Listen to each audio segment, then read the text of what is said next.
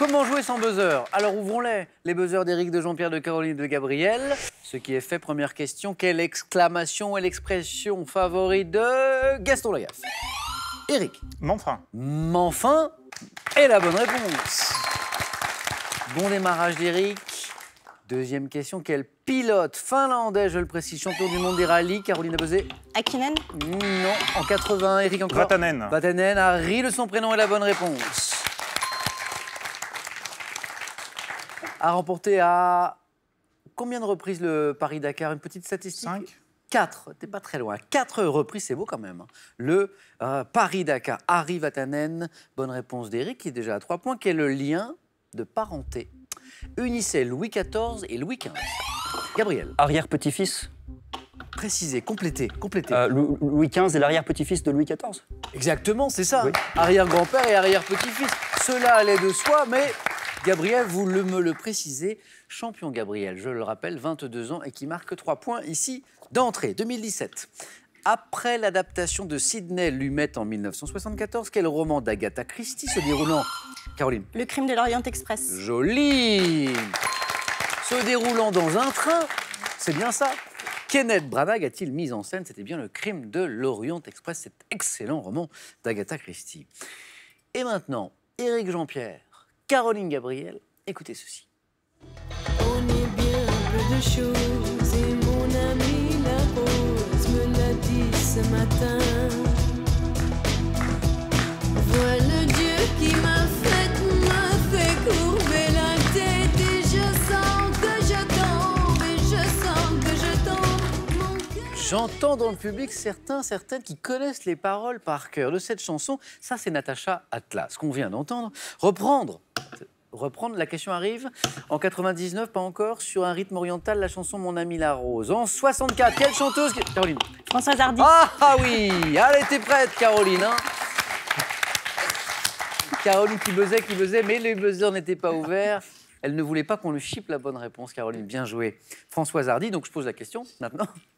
En 64, quelle chanteuse était la première à enregistrer ce titre qu'on vient d'entendre, en souvenir de l'actrice Sylvia Lopez, disparue quelques années plus tôt, à l'âge de 26 ans, Françoise Hardy. Bravo, Caroline. En 1863 maintenant, donc 1863, dans quel tableau de forme circulaire Jean-Auguste Dominique... Caroline? Les nénuphars. Non, pardon. Jean-Auguste Dominique Ingres a-t-il représenté des femmes nues dans une scène à l'orientale? Jean-Pierre? L'odalisque. Non, ça n'est pas l'odalisque. Tableau de Ingres représentant des femmes nues dans une scène à l'orientale, vous le connaissez pourtant. Oui, Caroline. Le bain oriental. Le bain turc. Le bain turc. Le bain turc. En informatique maintenant, quel mot anglais désigne le signe typographique de séparation représenté par une barre oblique? Caroline? Slash. Très rapide, slash, oui. Je pense que d'autres l'avaient, mais Caroline est particulièrement rapide. Bravo, Caroline. Dans quelle ville du département de l'Aisne a-t-on édifié une cathédrale? Laon. Gabriel a été le plus rapide? Laon. Et me donne la bonne réponse. Ça s'écrit Laon. On le prononce en général Lan, mais c'est la bonne réponse. Mea culpa. Mea culpa, mea maxima culpa même, pourrait-on dire. Gabriel, 2 points de plus, vous êtes en tête, ne changez rien. Ce chef-d'œuvre du gothique primitif, cette cathédrale de 110 mètres de long, c'était bien Lan. Bravo. Dans la série télé,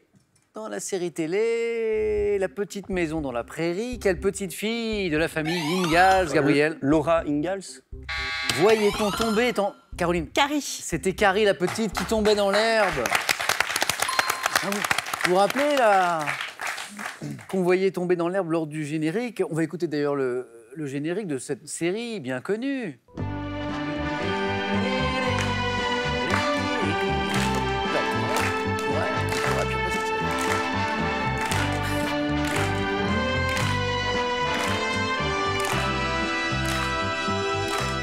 Et pour la petite histoire, parce que c'est assez rigolo, cette chute de la petite fille, la petite dernière de la famille Ingalls, est devenue culte alors qu'elle n'était pas prévue du tout à l'origine lors du tournage. Ce qui est incroyable, c'est que moi je regardais la série avec beaucoup d'attention et qu'à chaque nouvel épisode, elle se cassait la figure.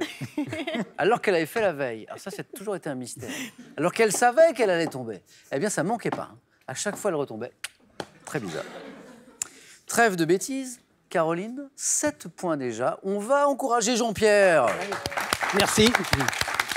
Qui va nous débloquer ce compteur? Je suis sûr, peut-être pas plus tard que maintenant, avec cette question. Quelle sœur restauratrice du début du XXe siècle ont donné leur nom à une célèbre tarte aux pommes? Jean-Pierre? Tatin. Bah voilà. Merci. Il suffit... En fait, Jean-Pierre attendait que je lui demande... Voilà.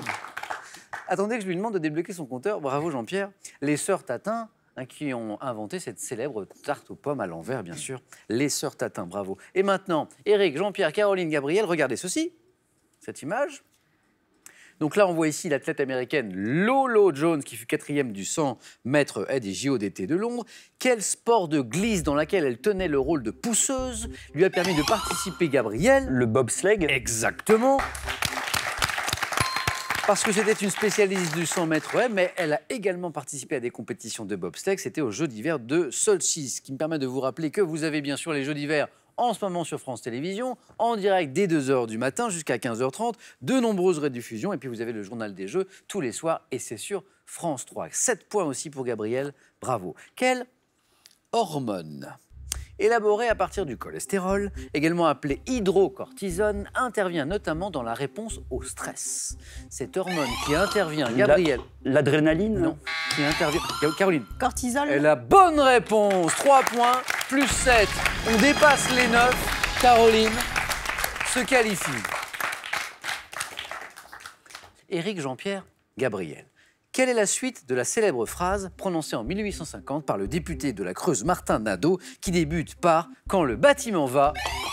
Éric. Tout va. Voilà, mais vous le savez bien sûr.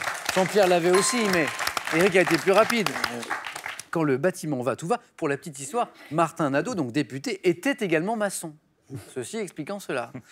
Maintenant, vous saurez l'origine de la phrase. En France, à la fin de la Seconde Guerre mondiale, quels jeunes amateurs de jazz aux tenues excentriques devaient leur nom à une onomatopée? Jean-Pierre? Les azous. Joli. À une onomatopée tirée d'un morceau de Cab Calloway. Bravo Jean-Pierre, 2 points de plus. Quel petit singe, maintenant une question animaux, quel petit singe des forêts d'Amérique tropicale se reconnaît assez... Jean-Pierre? Le Ouistiti. Oh joli, 2 points de plus. Se reconnaît à ses oreilles couvertes de longs poils formant un pinceau ou un éventail. 2 points de plus pour Jean-Pierre, qui revient au niveau d'Éric. En 2017, de quelle petite toupie, le plus souvent à 3 branches, s'est-il vendu 4 millions d'exemplaires en France? Comment on l'a... Gabriel? Les hand spinners. Mais exactement. Gabriel, 9 points gagnants, vous êtes qualifié. Hein, vous savez, ce sont ces modes qui s'emparent parfois des cours d'école avec ces objets qui deviennent... que tous les enfants veulent. Et en général, la passion retombe aussi vite qu'elle est venue. Hein, le hand spinner s'est monté comme ça d'un coup et puis on n'en parle quasiment plus.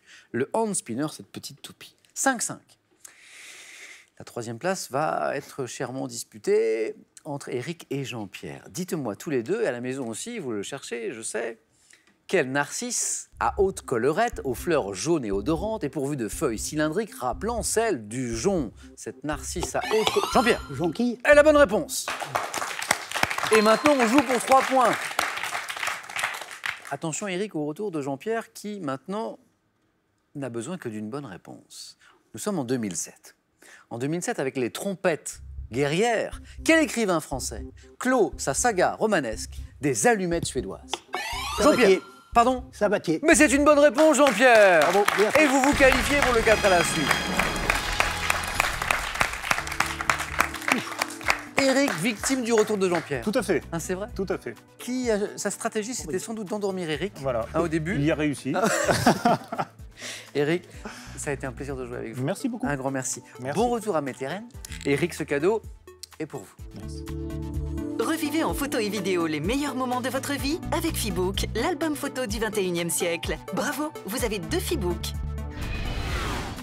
Plongez au cœur de mai 68, un mouvement fondateur et fascinant dont on s'apprête à fêter les 50 ans.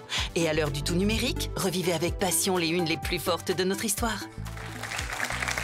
À vous à la maison, là, c'est bien d'être confortablement assis dans son canapé, mais ouais, je vais vous faire travailler un petit peu pour gagner soit une voiture familiale, soit 20 000 euros, c'est vous qui choisirez. Voici la question, je vous la rappelle. Si on vous sert un chili con carne, dans quel type de restaurant êtes-vous? 1, Tex-Mex ou 2, un restaurant suisse?